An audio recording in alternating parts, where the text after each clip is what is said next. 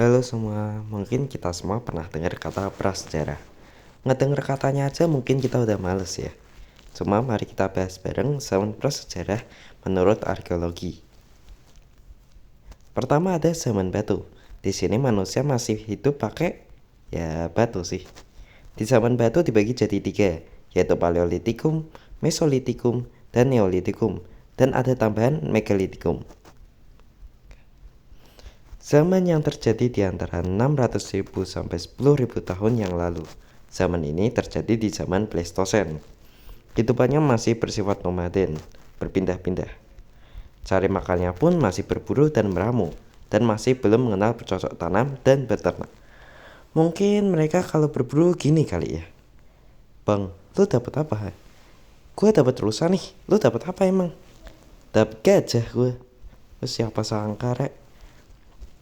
Alat-alatnya masih sangat sederhana dan kasar, seperti kapak genggam atau perimbas, dan alat serpih atau flex.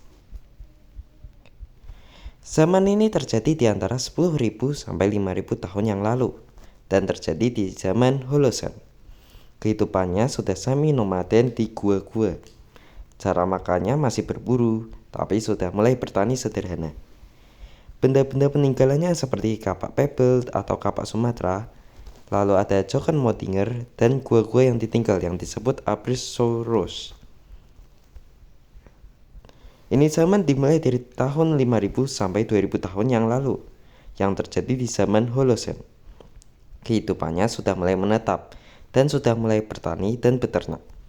Alat-alatnya sudah mulai halus nih, seperti kapak persegi dan kapak lonceng. Sebenarnya ini bukan zaman sih, tapi lebih ke kebudayaan. Kebudayaan ini berlangsung dari zaman Neolitikum sampai awal zaman perunggu.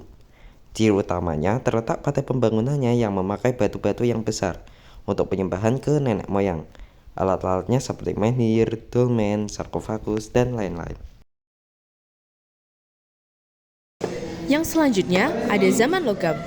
Zaman logam dibagi menjadi 3 zaman lagi. Yang pertama ada zaman tembaga. Pada mulanya, manusia mulai mengolah tembaga. Alat-alatnya masih sederhana dan kadang dicampur batu.